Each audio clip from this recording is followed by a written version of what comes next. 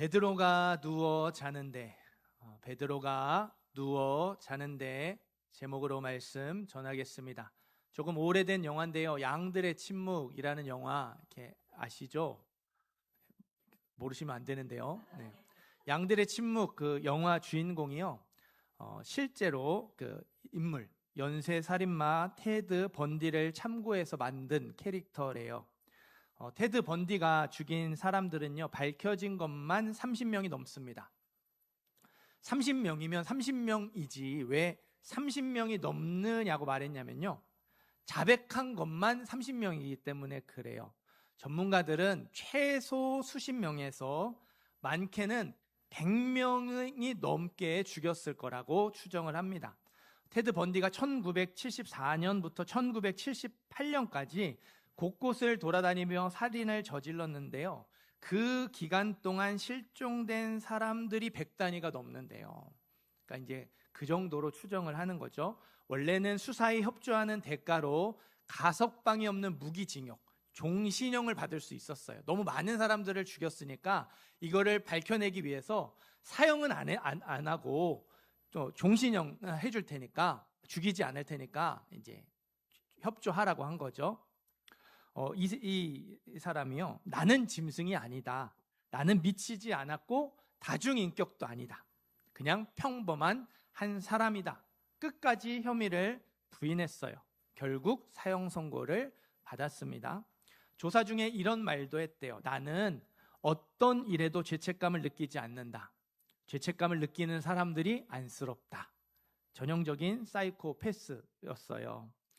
미국은 사형수에게 그 집행 날짜를 알려준대요. 그러니까 언제 이렇게 네가 죽을지를 최소 한 달 전에, 아무리 늦어도 한 달 전에는 알려준대요. 보통은 좀 마음의 준비를 할 수 있도록 한 석 달 전에 이렇게 알려준다고 합니다. 죄책감을 전혀 느끼지 않는 연쇄 살인마도 죽음은 두려웠나 봐요. 1986년에 이제 사형 집행 날짜가 정해졌어요. 알려줬겠죠. 집행을 연기해달라고 신청을 했어요. 신청이 받아들여졌고요. 3년 뒤에 다시 이거를 심사하기로 했어요. 그때도 또 날짜가 정해졌고 또 연기 신청을 했어요. 이번에는 받아들여지지 않았습니다. 1989년 1월 24일로 집행 날짜가 정해졌어요. 전날이 됐습니다. 냉혹한 살인마였던 테드 번디에게 급격한 심경의 변화가 일어나요. 30건의 범죄 사실을 자백합니다. 그러니까 그 전까지는 절대 협조하지 않고 계속 모르쇠로 혐의를 부인하다가 죽기 전날 내가 이렇게 사람들을 죽였다고 자백을 한 거예요. 폭력에 대한 공익 광고도 찍었어요. 그러니까 죽음을 피하기 위해서 몸부림치는 모습을 보여주었습니다. 미국은 조금 이렇게 인권을 중요하게 생각해서 그런지요, 사형 집행 전날 저녁을 사형수가 원하는 식사를 제공한대요. 아무리 비싼 걸 요구해도 그거를 이렇게 마지막 식사로 제공해 준다고 합니다. 테드 번디가요, 아무것도 요청하지 않았어요. 아예 저녁을 먹지 않았습니다. 극심한 공포와 불안에 시달렸고요. 눈물을 흘리면서 변호사, 종교인과 통화를 하게 해달라고 요청을 했어요. 그래도 진정이 안 되니까 교도관에게 담배를 달라고 해요. 담배를 받아서 이제 줄담배를 뻑뻑 피워댔죠.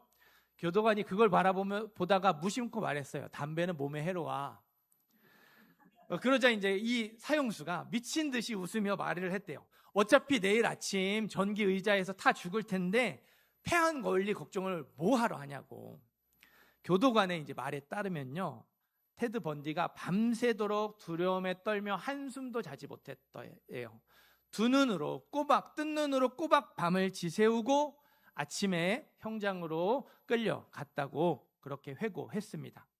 오늘 말씀에도 사형수가 나오죠. 사형 집행 전날 사이코패스 연쇄 살인마와 전혀 다른 모습을 보여준 사형수 베드로의 이야기가 나옵니다.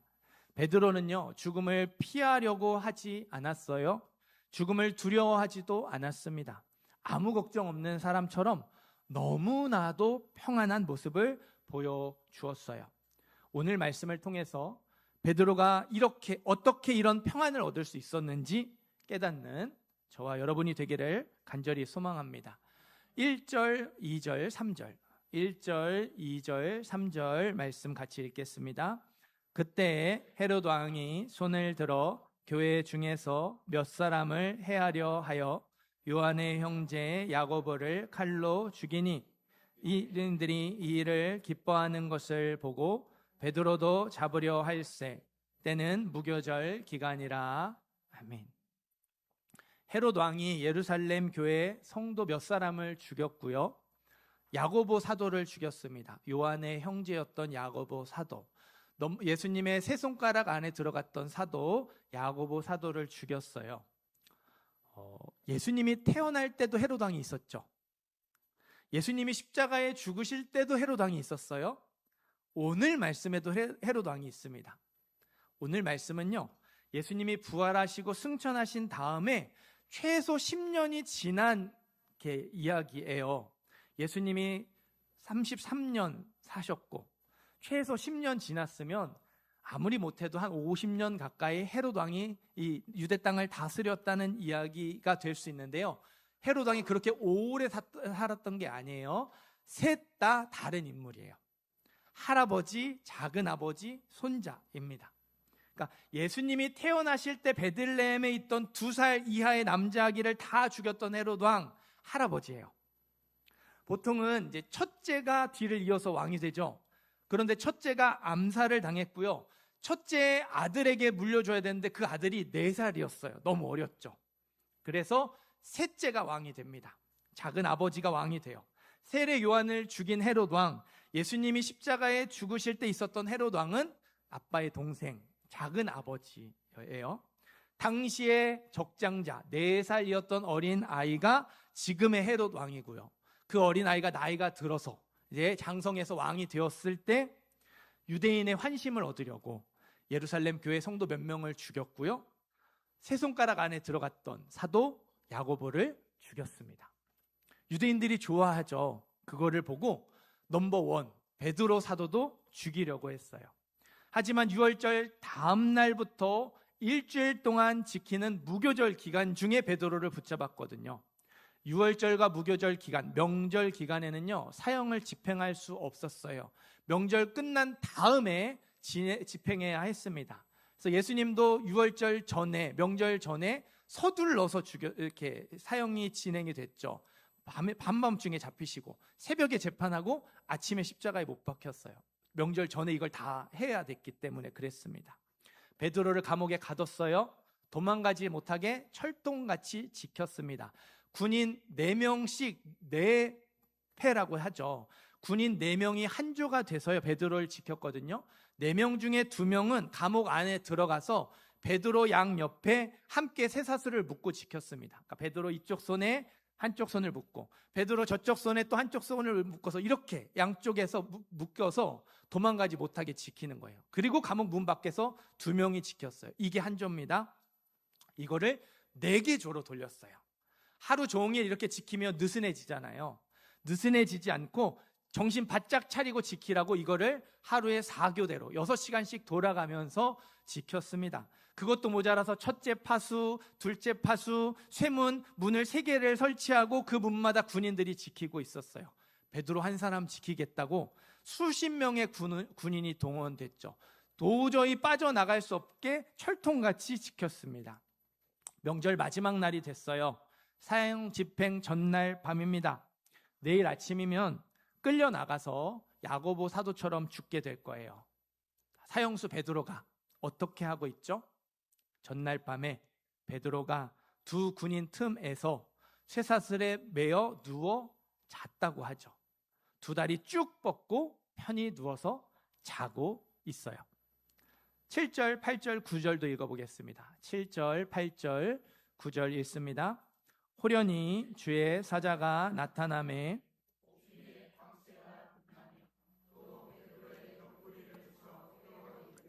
급히 일어나라 하니 쇠사슬이 그 손에서 벗어지더라.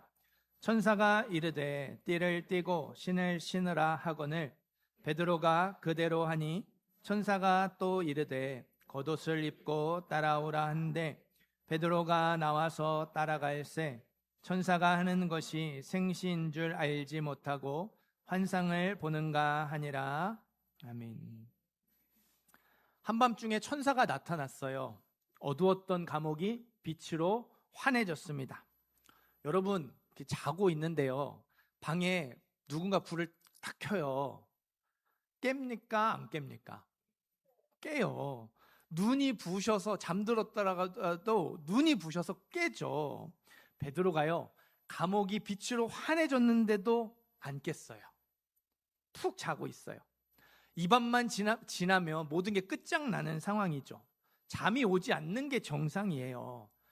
잠이 들더라도 깊이 잠들지 못했을 겁니다. 작은 소리에도 화들짝 깨어 일어났겠죠. 그런데 베드로가 그러지 않았어요. 빛이 환하게 밝혀졌는데도 여전히 쿨쿨 자고 있었어요. 두 다리 쭉 뻗고 편히 누워 잠들어 있었어요.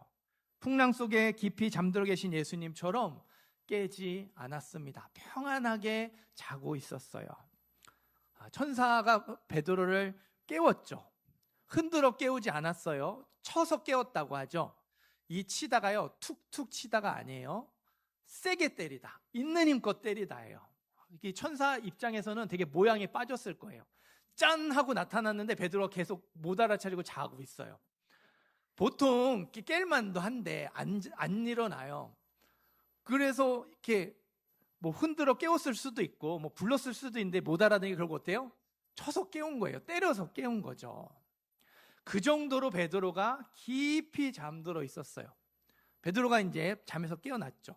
그래도 여전히 비몽사몽이에요. 잠에 취해 있었습니다. 급히 일어나라 하니 쇠사슬이 그 손에서 벗어졌다고 하죠. 베드로는요, 잠에 취해 있어가지고 하나도 안 급해요. 천사만 급하죠. 급히 일어나래요. 억지로 깨운 것도 모자라서요, 어떻게 해야 하는지를 하나하나 알려주죠. 천사가 이르되 띠를 띠고 신을 신어라. 베드로가 허리띠를 묶고 신을 신었어요. 천사가 또 이르되 겉옷을 입고 따라와라. 주섬주섬 겉옷을 입고 천사를 따라갔어요. 감옥을 밖으로 나왔죠. 천사가 하는 것이 생시인 줄 알지 못하고 환상을 보는가 아니라 이게 꿈인가 생시인가 잠이 덜 깬 상태로 어리둥절한 겁니다. 비몽사몽 중에 첫째 파수를 지나가고요, 둘째 파수를 지나갑니다. 마지막 쇠문은요, 저절로 열려요. 나와서 한 거리를 지나가며 한 블록을 지나갔어요. 천사가 곧 떠나더라. 감옥을 탈출한 뒤에도 한참 동안 찬바람을 받고 나서야 잠에서 깨어났어요. 그 모습을 확인한 천사가 그제서야 사라진 거예요. 이에 베드로가 정신이 들어서 하나님이 천사를 보내서 나를 살려주셨구나, 그제서야 뒤늦게 하나님의 역사라는 걸 깨달았죠. 베드로의 모습이 어때요? 감옥에 갇혀서 죽을 날만 기다리는 사람의 모습이라고는 할 수 없어요. 베드로는요, 죽기 전날 밤에도 아무 걱정 없는 사람처럼 너무나도 평안한 모습을 보여줬어요. 베드로가 이렇게 평안할 수 있었던 이유, 살고 죽는 것, 모든 것을 하나님께 맡겼기 때문입니다. 중요하니 다시 말씀드려요. 베드로가 죽음 앞에서도 평안할 수 있었던 이유, 모든 것을 온전히 100% 하나님께 맡겨드렸기 때문이에요. 베드로처럼 평안하기를 원하십니까? 모든 것을 온전히 하나님께 맡겨야 해요. 하나님께 100% 맡겨드려야 평안할 수 있습니다. 우리 화면을 띄워주시겠어요? 우리 시편 55편 22절인데요. 같이 읽어보겠습니다. 시작. 내 짐을 여호와께 맡기라.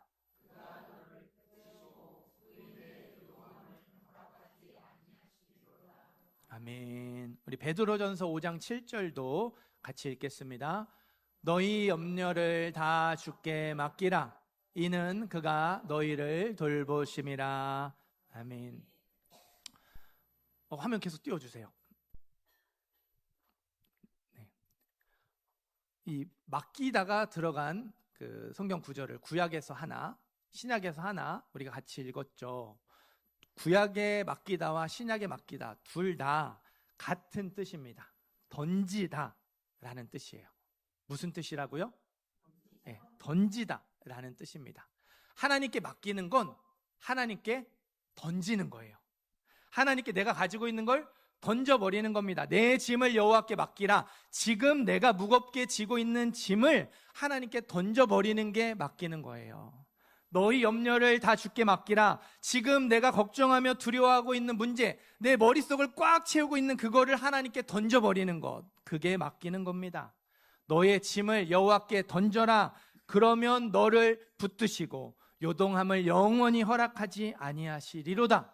괴로운 상황의 짐을 하나님께 던지면 하나님이 붙들어 주세요. 무거운 짐을 감당할 수 있도록 힘을 주시고 도와주십니다. 버티고 견디게 하시며 믿음으로 이겨내게 하세요. 잠깐은 흔들릴 수 있어요. 잠깐은 주저앉아 있을 수 있습니다. 그러나 영원히 흔들리는 건 허락하지 않으세요. 얼마 동안은 주저앉아 있을 수 있지만 완전히 믿음의 길을 떠나고 평생 주저앉아 있는 건 허락하지 않으세요. 다시 일어나게 하시고 다시 돌아오게 하십니다. 너희 염려를 다 주께 맡겨라. 이는 그가 너희를 돌보심이라. 나의 머릿속에 꽉 채우고 있는 그것, 걱정하며 두려워하는 문제를 하나님께 던지면 하나님이 돌봐주세요. 보살펴 주십니다. 문제를 내 눈으로 보는 게 아니라 하나님의 눈으로 볼 수 있도록 믿음의 눈을 열어주세요. 생각의 변화, 마음의 변화가 일어나게 하십니다. 내 삶에 언제 어떤 일이 일어날지 알지 못해요. 하나님의 손길이 언제 어떻게 일어날지 알지 못해요. 그래서 항상 불안하고 두려운 건데 하나님이 우리 안에 이런 마음을 주세요. 내가 믿고 또 의지함은 내 모든 형편 아시는 주님 늘 보호해 주실 것을 나는 확실히 아네. 어떠한 상황 속에서도 하나님을 믿고 의지하는 마음을 불어넣어 주십니다. 상황이 좋아지는 것에 소망을 두지 않고 하나님께 소망을 두게 하세요. 하나님을 바라보게 하십니다. 하나님이 저와 여러분에게요, 무작정 던지라고, 무작정 맡기라고 하지 않으십니다. 하나님께 던져도 될 만한 이유, 하나님께 맡겨도 될 만한 이유를 알려주시며 맡기라고 하십니다. 베드로처럼 평안하기를 원하십니까? 인생의 무거운 짐을 하나님께 던지시기를 바래요. 지금 걱정하며 두려워하는 그 문제를 하나님께 던지시기를 바랍니다.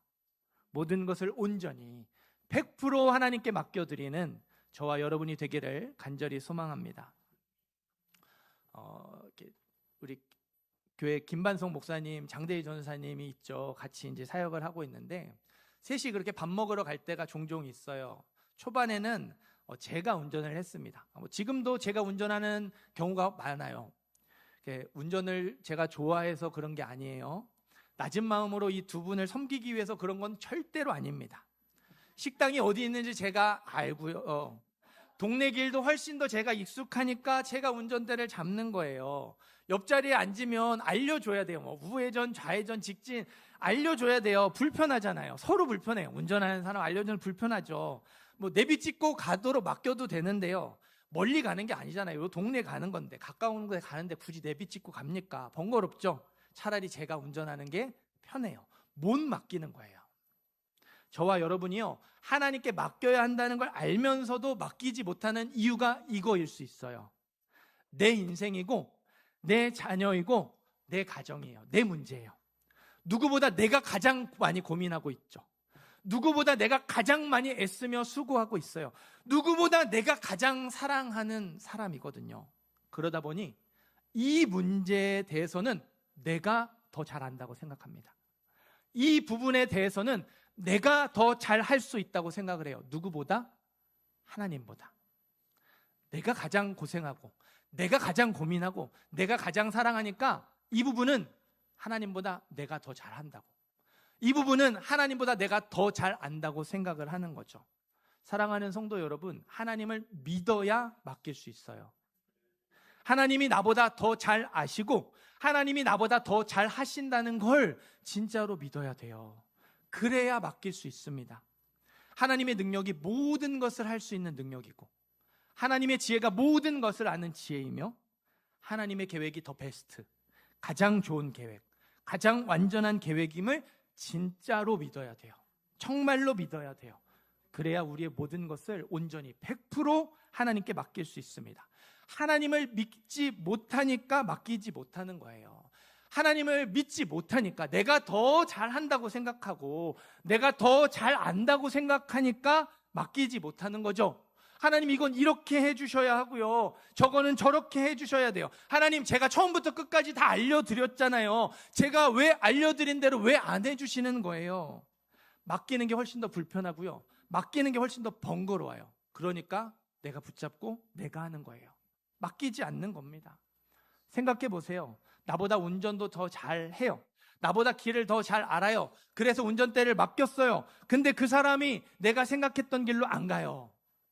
멀리 돌아가는 길로 가고 막히는 길로 갑니다. 신뢰해서 맡긴 사람은요, 알아서 잘 가겠지 걱정하지 않아요.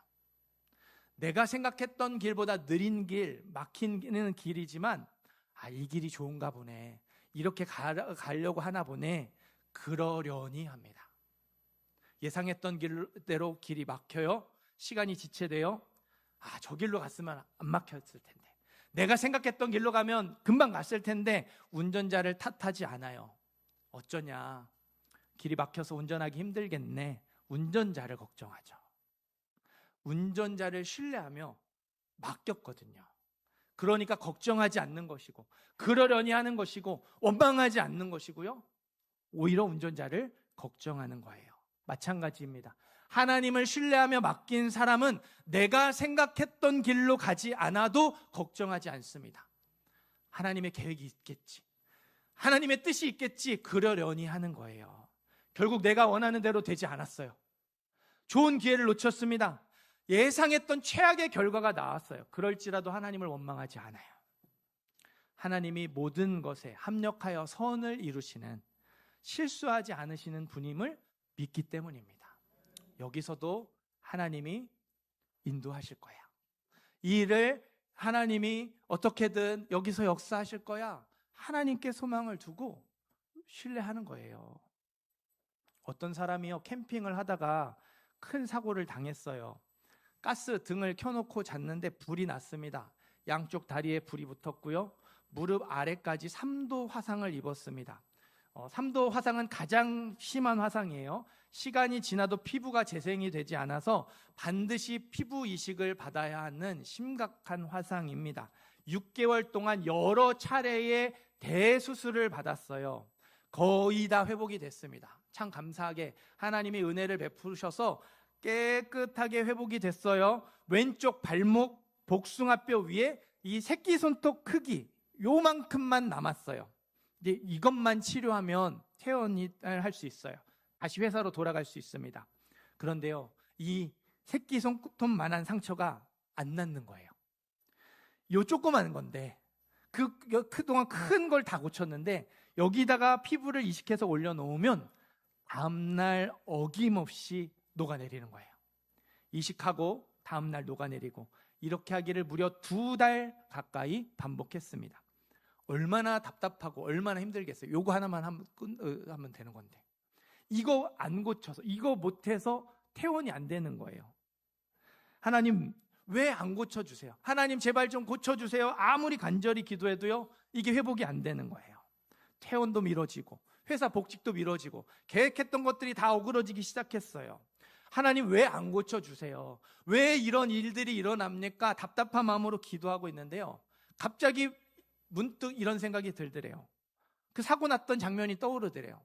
맞아, 2다리에 3도 화상을 입을 때까지 깊이 잠들어 있었는데, 깨지 못했는데, 조금만 더 시간이 지났다면 그대로 난 죽었겠구나. 그때 깨어났던 게 하나님의 은혜구나. 살아있는 것이 은혜였음을 깨닫게 됐어요. 사실 이분이요, 사고 났을 때부터 지금까지 왜 내가 이런 고통을 당해야 하는지, 하필 내가 왜 이런 고통을 겪어야 하는지 하나님을 원망하고 있었거든요. 살아있는 것이 은혜였음을 깨닫자 원망했던 마음이 거짓말처럼 사라졌고요, 생명을 살려주신 것에 대한 감사로 바뀌었어요. 만일 그 작은 부분이 이식에 성공해서 퇴원을 했다면요, 이분은 몸은 회복했을지 몰라도 마음은 병든 상태로 퇴원을 했을 거예요. 하나님을 원망하는 마음으로 퇴원을 했을 거예요. 그런데 하나님이 피부 이식이 여러 차례 실패하는 과정을 통해서, 계획이 어그러지는 과정을 통해서 그 마음이 바뀌기를 기다려 주셨던 거죠. 그렇게 원망이 감사로 바뀌었어요. 그러자마자 정말 신기하게도 상처의 염증이 깨끗하게 사라졌습니다. 이식한 피부가 더 이상 녹지 않았어요. 1년에 가까운 긴 치료가 마무리되고 드디어 퇴원하게 되었습니다. 원망하는 마음으로 퇴원하지 않고 감사하는 마음으로 퇴원하게 되었어요. 몸만 회복해서 퇴원하는 것이 아니라 몸과 마음이 다 회복된 상태로 태어나게 되었습니다. 지나온 시간들을 떠올려 보세요. 우리도 그랬어요. 하나님께 맡겼어요. 하나님을 신뢰하며 맡겼습니다. 믿고 던졌어요. 그런데 하나님이 내가 생각했던 길로 가지 않으셨죠. 내가 원하는 대로 되지 않았습니다. 좋은 기회를 놓쳤고요. 최악의 결과가 나왔던 때도 있어요. 그러나 결국에는 어떻게 되었습니까? 그 실패와 절망마저도 내 인생에 꼭 필요한 퍼즐 조각이 되게 하셨죠. 그때는 몰랐는데 그 큰 그림을 다 알게 되니까 그게 그때 필요한 시간이었고 의미 있는 시간이었고 중요한 시간이었다라는 것을 알게 되었죠. 원망이 감사가 되게 하셨어요. 모든 것에 합력하여 선을 이루어 주셨습니다. 하나님이 나보다 나를 더 잘 아세요. 하나님이 나보다 내 인생, 내 앞날을 훨씬 더 잘 인도하십니다. 가장 좋은 길로 인도하세요.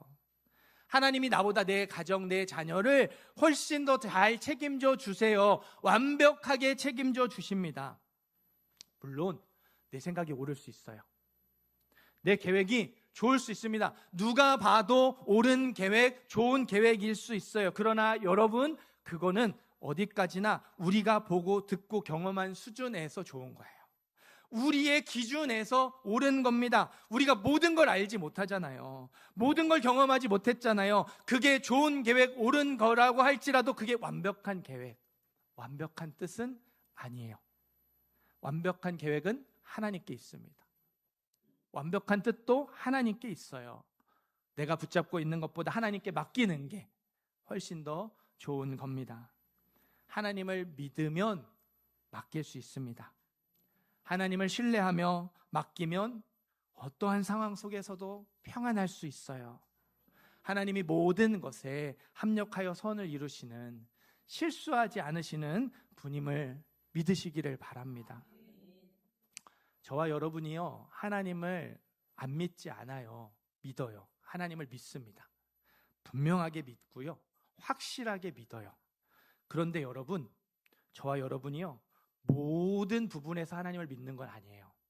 하나님을 믿는데 모든 부분에서는 하나님을 믿지 않습니다. 이 부분에서는 하나님을 믿지만 저 부분에서는 하나님을 믿지 못해요. 예전에는 하나님을 믿었어요. 그런데 여러 가지 일들로 이 부분을 지금 믿지 못하는 경우도 있죠.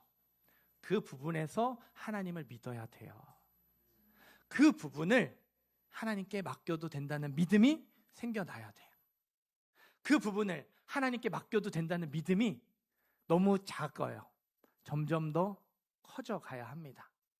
그 부분에 대해서 하나님을 믿는 믿음이 있어야지, 커져야지 하나님께 맡길 수 있어요.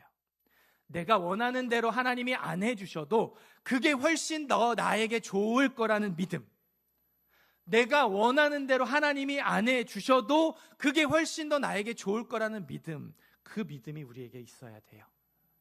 베드로에게 이 믿음이 있었어요.